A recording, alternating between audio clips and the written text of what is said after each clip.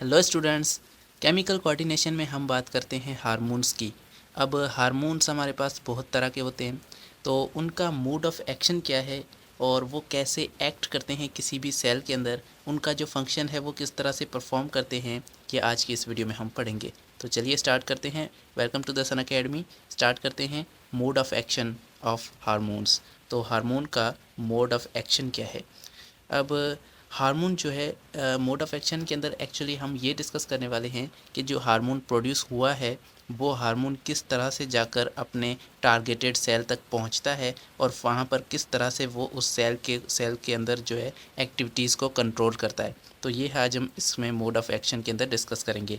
Hormone triggers changes in the target cell by one or two general mechanism depending on the chemical nature. Hormone जो है वो अपने targeted cell पर जो है चेंजेस अप्लाई करता है, कुछ उसको कंट्रोल करता है, उसकी चेंजेस को कंट्रोल करता है। और वो ये हार्मोन जो है वो दो तरह से इफ़ेक्ट करता है किसी टारगेट सेल को। दो मैकेनिज़्म है जिसके हिसाब से वो हार्मोन किसी भी टारगेट सेल पर जाकर अटैक करेगा। अब ये जो है ये जो मैकेनिज़्म है, किस तरह का मैकेनिज़्म वो हार्मोन जो है, कोई भी हार्मोन किस तरह का मैकेनिज़्म परफॉर्म करेगा, ये डिपेंड करता है उसकी केमिकल नेचर पे। दो तरह के हार्मोन हैं। हार्मोन में बी कैटेगराइज एज हाइड्रोफिलिक। एक होते हैं हाइड्रोफिलिक जैसे कि पोलर मॉलिक्यूल, या फिर इसे हम प्रोटीन नेचर कहते हैं क्योंकि प्रोटीन जो है वो पोलर मॉलिक्यूल होता है। तो पोलर हार्मोन्स पोलर नेचर के हार्मोन्स होते हैं। और एक होते हैं लिपोफिलिक जो कि लिपिड से लव करने वाले होते हैं। एक हाइड्रोफिलिक जो कि हमारे पास वाटर से लव करते हैं, मतलब वाटर को अट्रैक्ट करते हैं। और एक होते हैं लिपिड वाले जो लिपिड को मतलब लव करते हैं, लिपोफिलिक होते हैं। और ये क्या करते हैं, ये वाटर को रिपेल करते हैं, जबकि लिपिड को ये अट्रैक्ट करते हैं। और ये नॉन पोलर होते हैं क्योंकि लिपिड हमारे पास नॉन पोलर मॉलिक्यूल है। तो नॉन पोलर है तो ये नॉन पोलर को ही अट्रैक्ट करेगा। तो इस तरह से जैसे कि स्टीरॉयड और थायराइड हार्मोन्स हैं, ये एक्चुअली लिपिड से बने हुए हार्मोन्स होते हैं, कोलेस्ट्रॉल से बने हुए हार्मोन्स होते हैं। इसीलिए ये हार्मोन्स जो है एक्चुअली नॉन पोलर हार्मोन्स हैं। बाकी दूसरे हमारे पास हाइड्रोफिलिक जो है ये एक्चुअली प्रोटीन नेचर हैं, ये पोलर मॉलिक्यूल्स होते हैं, पोलर हार्मोन्स हैं। तो अब हमने हार्मोन को दो तरह की कैटेगरीज में रखा है। एक होते हैं हाइड्रोफिलिक जो कि पोलर होते हैं जैसे प्रोटीन हार्मोन्स हैं। दूसरे लिपोफिलिक होते हैं जो नॉन पोलर होते हैं और ये एक्चुअली थायराइड और स्टीरॉयड टाइप के हार्मोन्स हैं। तो अब इन दोनों का जो मोड ऑफ एक्शन होगा वो अलग अलग होगा। हाइड्रोफिलिक का मोड ऑफ एक्शन थोड़ा डिफरेंट होगा लिपोफिलिक से। तो आइए डिस्कस करते हैं। सबसे पहले प्रोटीन का जो मोड ऑफ एक्शन है प्रोटीन हार्मोन्स का, जो कि हाइड्रोफिलिक कहलाते हैं। अब these are soluble in water. ये जो है एक्चुअली सॉल्यूबल इन वाटर होते हैं, वाटर के अंदर सॉल्यूबल हो सकते हैं, बट इनसॉल्युबल इन लिपिड्स। ये लिपिड के अंदर इनसॉल्युबल होते हैं। तो इसीलिए हाइड्रोफिलिक में कहा गया है। हाइड्रो मीन्स वाटर और फिलिक मीन्स लविंग। तो ये वाटर लविंग होते हैं, मतलब पानी को पसंद करते हैं और पानी के अंदर ये सॉल्युबल हो जाते हैं, जबकि ये लिपिड के अंदर इनसॉल्युबल होते हैं ये hormones. Hence these hormones can not cross the cell membrane. इसीलिए ये सेल मेम्ब्रेन को ये हार्मोन्स क्रॉस नहीं कर सकते। आपको पता है कि सेल मेम्ब्रेन जो है वो यहाँ से अंदर से क्या किसकी बनी हुई है, ये एक लिपिड की बनी हुई है जिसे हम कहते हैं फास्फोलिपिड। तो फास्फोलिपिड की ये मेम्ब्रेन बनी हुई है, इसीलिए फास्फोलिपिड एक क्या है, लिपिड है। तो इसीलिए ये प्रोटीन हार्मोन्स सेल मेम्ब्रेन को क्रॉस नहीं कर सकते क्योंकि इसके अंदर क्या मौजूद है, लिपिड मौजूद है और ये लिपिड के अंदर इनसॉल्युबल हैं। तो इसीलिए ये हार्मोन लिपिड के अंदर क्रॉस नहीं कर सकते, इसीलिए सेल मेम्ब्रेन के अंदर से ये क्रॉस नहीं कर सकते। Instead they react with the protein receptors protruding from the outside surface of the target cell membrane. तो इसीलिए ये आते हैं सेल मेम्ब्रेन के बाहर, और सेल मेम्ब्रेन के अंदर जो प्रोटीन के इन रिसेप्टर्स मौजूद होते हैं, ये रिसेप्टर्स के साथ आकर बाइंड होते हैं। ये सेल मेम्ब्रेन को क्रॉस करके सेल के अंदर नहीं जा सकते, बल्कि सेल के ऊपर, सेल के बाहर मेम्ब्रेन पर ही लगे हुए जो रिसेप्टर्स होते हैं इनके, उन रिसेप्टर्स के साथ ये बाइंड करते हैं। तो ये सेल के अंदर नहीं जा सकते क्योंकि सेल मेम्ब्रेन को ये क्रॉस नहीं कर सकते। In general primary messenger that binds the surface receptors trigger rapid short term responses. तो जैसे कि जनरल में ये हार्मोन्स, जब हार्मोन्स को यहाँ पर प्राइमरी मैसेंजर के तौर पे कंसीडर किया गया है, तो ये प्राइमरी मैसेंजर या ये जो हार्मोन्स हैं ये आकर सबसे पहले इस प्लाज्मा मेम्ब्रेन पर आकर सरफेस पर जो रिसेप्टर्स मौजूद हैं उनके साथ बाइंड होंगे, और बाइंड होते ही कुछ रैपिड रिस्पॉन्सेज जो है वो करेंगे। तो यहाँ पर शॉर्ट टर्म रिस्पॉन्सेज यहाँ पर जनरेट होते हैं, जिसकी वजह से क्या होता है, एक सेकंड मैसेंजर जो है वो यूज़ किया जाता है। Most frequently a second messenger system is used. इसके अंदर सेकेंड मैसेंजर सिस्टम यूज़ होता है। अब देखें सेकेंड मैसेंजर का क्या मतलब है। हमारे पास यहाँ पर ये सेल मेम्ब्रेन है, एंजाइम आएगा, यहाँ पर बाइंड होगा, इस एक यहाँ पर रिसेप्टर के साथ बाइंड होगा, तो यहाँ से एक मॉलिक्यूल निकलेगा जिसे हम सेकंड मैसेंजर कहते हैं, और ये जो है ये मैसेज ले जाएगा न्यूक्लियस के पास, तो इसीलिए इसे हम सेकंड मैसेंजर कहते हैं। और ये एंजाइम जो आया है इसे प्राइमरी मैसेंजर या फिर फर्स्ट मैसेंजर, तो ये हमारे पास एंजाइम क्या है, प्राइमरी मैसेंजर है, जबकि ये दूसरा मॉलिक्यूल जो जनरेट हुआ है यहाँ से एंजाइम की, ये हार्मोन की वजह से ये जनरेट हुआ है, तो इसीलिए ये क्या होगा, ये सेकंड मैसेंजर कहलाता है। अब इसके अंदर सेकंड मैसेंजर को यूज़ किया जाता है। तो in this system when the hormone binds to the receptor, जब हार्मोन रिसेप्टर के साथ बाइंड होगा, the shape of the receptor is altered, तो रिसेप्टर की जो शेप होगी वो क्या हो जाएगी, चेंज हो जाएगी, अल्टर हो जाएगी, triggering a series of biochemical reaction that alter the activity of the cell, और उसकी वजह से बहुत सारी बायोकेमिकल रिएक्शंस होंगे जिसकी वजह से सेल की एक्टिविटी चेंज हो जाएगी। तो सेल की एक्टिविटी कैसे चेंज होगी, जब हमारे पास ये हार्मोन जो है ये आकर रिसेप्टर के साथ बाइंड करेगा, तो रिसेप्टर के साथ बाइंड करने से सेल के अंदर जो मेम्ब्रेन के अंदर यहाँ से बहुत सारी रिएक्शंस जनरेट होंगे, और उन रिएक्शंस की वजह से सेल की एक्टिविटी कंट्रोल हो जाएगी और हार्मोन का फंक्शन यहाँ पर हो जाएगा। बहुत सारे केसेस में ऐसा होता है कि binding of the hormone on the receptor activate an enzyme, जो जब बाइंड होता है ये हार्मोन आकर एंजाइम पर, रिसेप्टर पर आकर बाइंड होता है, तो क्या होता है, बहुत सारी यहाँ से एक्टिविटीज़ होती हैं, और बहुत सारे केसेस में यहाँ पे एक्टिवेट हो जाता है कोई ना कोई एंजाइम जो मौजूद होता है यहाँ पर, और ये इस मेम्ब्रेन के पास मौजूद होता है ये एंजाइम, और ये एंजाइम एक्टिवेट हो जाता है। तो अब ये एक्टिवेट जो हो गया enzyme catalyses the conversion of ATP. अब ये जो एंजाइम एक्टिवेट हो गया है ये एटीपी को कन्वर्ट कर देता है सीएएमपी के अंदर। अब सीएएमपी क्या है, इसे कहते हैं साइक्लिक एडिनोसिन मोनोफॉस्फेट। ये साइक्लिक ये साइकिल की तरह एक मॉलिक्यूल होता है, और इस पे जो है एक फॉस्फेट लगा होता है, तो इसे कहते हैं साइक्लिक एडिनोसिन मोनोफॉस्फेट, जबकि एटीपी के अंदर 3 जो है वो फॉस्फेट के मॉलिक्यूल्स होते हैं। तो अब यहाँ पर एक जनरेट हो जाता है, एक कन्वर्ट हो जाता है एटीपी के अंदर, सीएएमपी के अंदर ये मॉलिक्यूल कन्वर्ट हो जाता है।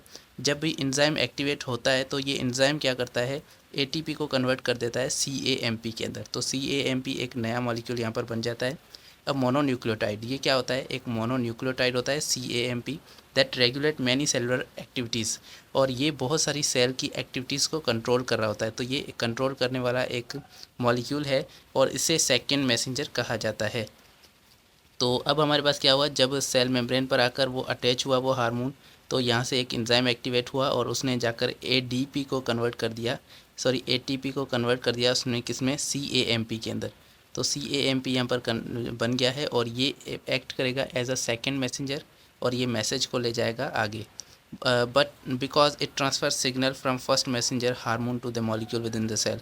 तो इसे सेकंड मैसेंजर इसलिए कह रहे हैं क्योंकि ये हार्मोन की जो इन्फॉर्मेशन है उसको लेकर जा रहा है, हार्मोन जो कि फर्स्ट मैसेंजर था उसको, उसकी इन्फॉर्मेशन को ये लेकर जा रहा है सेल के मॉलिक्यूल्स के पास, दूसरे सेल के दूसरे पार्ट तक ये ले जा रहा है, इसीलिए इसको सेकेंड मैसेंजर कह रहे हैं। The hormone signals can cause the target cell to react in number of ways. अब ये हार्मोन का सिग्नल हमारे सेल को बहुत सारे डिफरेंट वेज़ के अंदर रिएक्ट करने के अंदर जो है इसको एक्टिवेट करता है, इसको कंट्रोल करता है। अब हार्मोन अपने रिएक्शंस के अंदर क्या क्या काम कर सकता है वो यहाँ पर लिखा हुआ है कि यहाँ पर डिफरेंट तरह से हार्मोन जो है वो एक्ट कर सकता है सेल के ऊपर, जैसे कि इट में involve in the induction of protein synthesis, वो प्रोटीन की सिंथेसिस करवा सकता है, और जिस तरह का हार्मोन होगा, जिस तरह के वो उसको जिस तरह के इंस्ट्रक्शन देगा उसी तरह की प्रोटीन जो है वो सिंथेसिस होगी। एक्टिवेशन और inactivation of enzymes, different enzymes को वो एक्टिव भी कर सकता है या इनएक्टिव भी कर सकता है। जब हार्मोन आता है सेल के अंदर तो वो एंजाइम्स को या तो एक्टिव कर सकता है या इनएक्टिव भी कर सकता है। A change in the cell membrane permeability, वो सेल की मेम्ब्रेन की परमिएबिलिटी भी चेंज कर सकता है, तो या तो वो किसी स्पेसिफिक आयंस के लिए परमिएबल बना देगा ताकि आयन अंदर आ सके, या तो वो स्पेसिफिक आयन के लिए जो है वो इम्परमिएबल बना देगा ताकि वो आयन जो है ना बाहर जा सके ना बाहर से अंदर आ सके, तो ये परमिएबिलिटी के अंदर भी चेंजेस कर सकता है। और changes in rates of mitosis, mitosis की रेट को भी चेंज कर सकता है, क्योंकि माइटोसिस मतलब सेल डिवीजन, और सेल डिवीजन अगर ज़्यादा होगी तो इंसान या हमारे सेल्स ज़्यादा ग्रो करेंगे तो इंसान जो है वो ज़्यादा ग्रो करेगा। तो इस तरह से इंसान की ग्रोथ को कंट्रोल करने वाले जो हार्मोन्स हैं जो कि ग्रोथ हार्मोन्स हैं, वो माइटोसिस को जो है वो चेंजिंग करते हैं, रेट के अंदर माइटोसिस की स्पीड के अंदर चेंजिंग करते हैं। द सेल डेवलपमेंट, सेल की डेवलपमेंट और ग्रोथ के अंदर भी ये चेंजेस करते हैं। और इंडक्शन ऑफ प्रोडक्ट सीक्रेशन, और किसी प्रोडक्ट, कोई प्रोडक्ट अगर बना है तो उसकी सीक्रेशन के लिए भी ये एक्ट करते हैं। जैसे कि कुछ हार्मोन्स होते हैं जो कि जाकर किसी और ग्लैंड के पास जाते हैं और उनके हार्मोन्स को सीक्रेट करवाते हैं। तो ये क्या कर रहे हैं, उनके प्रोडक्ट्स की सीक्रेशन के अंदर हेल्प कर रहे हैं। Furthermore, a single hormone may be able to cause a number of reactions in a single cell. तो ज़्यादातर ये जो एक हार्मोन है, एक हार्मोन बहुत सारे रिएक्शंस करवा सकता है एक सेल के अंदर। अब देखें, एक स्पेसिफिक हार्मोन है, ये सिर्फ एक ही काम नहीं करेगा। एक हार्मोन जो है वो बहुत सारे काम कर सकता है। जैसे कि वो एक तरह से ग्रोथ को कंट्रोल कर रहा होगा, दूसरी तरह से हमारे सेल की माइटोसिस के अंदर हेल्प कर रहा होगा, तीसरी तरह से ये सेल डिवीजन को, मतलब एक हार्मोन डिफरेंट डिफरेंट फंक्शन कर रहा होगा, और एक हार्मोन एक से ज़्यादा काम कर रहा होगा। तो इस तरह से ये प्रोटीन के हार्मोन्स का जो है मूड ऑफ एक्शन होगा। अब इसके अंदर अगर हम देखें तो हमारे पास क्या है, यहाँ पर ये हार्मोन मौजूद है, और यहाँ पर जहाँ से सीक्रेट हो रहा है ये यहाँ से आ रहा है। ये हमारे पास जो सेल है ये सीक्रेटरी सेल है, यहाँ से ये हार्मोन आ रहा है, ब्लड के थ्रू ये आएगा, ये ब्लड वेजल है, और यहाँ से ये हार्मोन जो है, आपको रेड कलर के अंदर ये छोटे से दाने जो है दिखाए गए हैं, ये हार्मोन है एक्चुअली। अब यहाँ पर ये रिसेप्टर मौजूद है, और ये सेल की मेम्ब्रेन के ऊपर ये रिसेप्टर है। तो इसको आप देख सकते हैं, यहाँ पर ये रिसेप्टर है और ये सेल की मेम्ब्रेन है। अब यहाँ पर रिसेप्टर है तो ये एंजाइम आकर इसके साथ बाइंड कर देगा। इस रिसेप्टर के साथ जैसे ही बाइंड होगा तो कुछ हमारे पास रिएक्शन स्टार्ट हो जाएंगे, और जिसके अंदर हमारे पास सेकेंडरी जो है, सेकेंडरी मैसेंजर जो है वो यहाँ पर बनेगा, और वो जाके आगे चल के हमारे पास रिएक्शन करवाएगा। और सेल के अंदर यहाँ पर देखें, न्यूक्लियर रिस्पांस भी हो सकता है, साइटोप्लाज्मिक रिस्पांस, मतलब सेल के साइटोप्लाज्म के अंदर भी एंजाइम का रिस्पांस हो सकता है, या तो सेल के न्यूक्लियस के अंदर होगा, जैसे कि डीएनए के अंदर कुछ चेंजेस करना, और उसके बाद प्रोटीन सिंथेसिस के अंदर आ जाना। तो इस तरह से ये डिफरेंट हार्मोन जो है डिफरेंट फंक्शन प्रोवाइड करते हैं। उसके बाद दूसरे हमारे पास हार्मोन्स हैं जो क्या हैं, स्टीरॉयड हार्मोन है, या इसे लिपोफिलिक हार्मोन्स कहते हैं। तो स्टीरॉयड हार्मोन एक्चुअली लिपोफिलिक है, मतलब ये लिपिड लविंग है, ये लिपिड को पसंद करते हैं। तो सेल मेम्ब्रेन एक्चुअली लिपिड की बनी हुई है, तो ये सेल मेम्ब्रेन से पास कर सकते हैं। तो steroid hormone and thyroid hormone are lipid soluble hormones, ये लिपिड सॉल्युबल हार्मोन है, and therefore able to diffuse into the cell membrane and bind to the receptor inside the cell. तो इसीलिए ये सेल मेम्ब्रेन को cross कर सकते हैं और सेल के अंदर आ सकते हैं, और सेल के अंदर आकर वहाँ के रिसेप्टर से ये बाइंड करेंगे। तो सेल के अंदर इनका रिसेप्टर मौजूद होगा। Both steroid and thyroid hormones alter the ability of genes, ये जो है एक्टिविटी, सॉरी जीन की एक्टिविटी को ये कंट्रोल करते हैं। ये दोनों हार्मोन जो है जाएंगे सेल के अंदर, और सेल के न्यूक्लियस के अंदर जाएंगे, वहाँ पर जो डीएनए के ऊपर जीन्स मौजूद हैं उनकी एक्टिविटी को ये इन्फ्लुएंस करेंगे। It may take from minutes to day for these hormones to exert their full effects. ये हार्मोन्स जो है ये क्योंकि सेल के अंदर जाते हैं, डीप अंदर जाने, इनको ट्रैवल करने में जो है वो एक मिनट से दिनों तक लग जाते हैं, और ये बहुत टाइम के बाद ये अपना फुल इफेक्ट जो है वो दिखाते हैं। This hormones bind to protein receptors in the nucleus, ये न्यूक्लियस के अंदर प्रोटीन के जो रिसेप्टर्स मौजूद होते हैं उनके साथ जाकर बाइंड होते हैं। This receptors complex bind to DNA and initiate transcription of messenger RNA.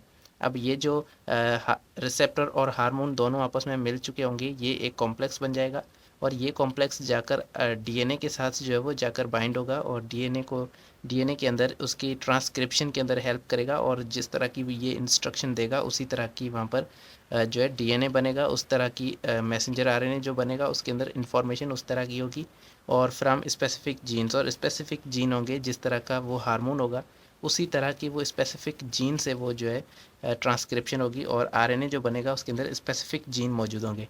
The messenger RNA then moves into the cytoplasm, उसके बाद ये मैसेंजर आरएनए जो यहाँ से बनेगा वो जाएगा साइटोप्लाज्म के अंदर, और वहाँ पर जाकर प्रोटीन की सिंथेसिस करेगा, और वैसी ही प्रोटीन बनेगी जैसी यहाँ पर हार्मोन जो है वो उसको डायरेक्ट करेगा। तो हार्मोन ने वैसे ही जीन यहाँ पर स्पेसिफिक चूज़ किए होंगे। तो इसको भी आप यहाँ पर देख सकते हैं, हमारे पास सबसे पहले यहाँ पर सीक्रेटरी सेल है जो कि सीक्रेट करेगा इस हार्मोन को, और यहाँ से ये हार्मोन जो है यहाँ से बाहर आएंगे, और ये हार्मोन ब्लड के अंदर शामिल होंगे। उसके बाद ये जिस सेल के पास पहुंचेंगे उसकी सेल की मेम्ब्रेन से क्रॉस होकर ये अंदर चले जाएंगे, और उसके बाद यहाँ से न्यूक्लियर मेम्ब्रेन को भी ये क्रॉस करके न्यूक्लियस के अंदर जाएंगे। वहाँ पर इसका रिसेप्टर जो है वो मौजूद होता है, जिसके अंदर जाकर ये बाइंड होकर रिसेप्टर और हार्मोन रिसेप्टर कॉम्प्लेक्स बनाते हैं। जैसे कि एंजाइम रिसेप्टर कॉम्प्लेक्स हमने पढ़ा था, वैसे ही ये हार्मोन और रिसेप्टर का कॉम्प्लेक्स होता है, जो कि जाकर डीएनए के अंदर उसकी ट्रांसक्रिप्शन के अंदर चेंजेस करता है, जिसकी वजह से जो आरएनए बनता है वो उस तरह की प्रोटीन सिंथेसिस करता है जैसे वो हार्मोन चाहता हो। तो इस तरह से ये प्रोटीन की सिंथेसिस यहाँ पर आपको दिखाई दे रही है। तो ये था आज का लेक्चर। होपफुली आपको mode of action of enzymes जो है वो ये लेक्चर पसंद आया होगा और आपको ये पूरा जो प्रोसेस है ये समझ में आ चुका होगा। नेक्स्ट वीडियो में हम एंडोक्राइन सिस्टम को स्टार्ट करेंगे और ग्लैंड्स को स्टडी करना स्टार्ट करेंगे। तो मिलते हैं नेक्स्ट वीडियो में, और इसमें ज़्यादातर आपको हार्मोन्स को पढ़ना है कि किस तरह के हार्मोन्स मौजूद हैं। तो ये ज़्यादातर रट्टे वाला टॉपिक नहीं है बल्कि समझने वाला टॉपिक है, तो इसको इंशाल्लाह आसानी से हम कवर कर लेंगे। Thank you so much for watching. मिलते हैं नेक्स्ट वीडियो में। अल्लाह हाफिज़।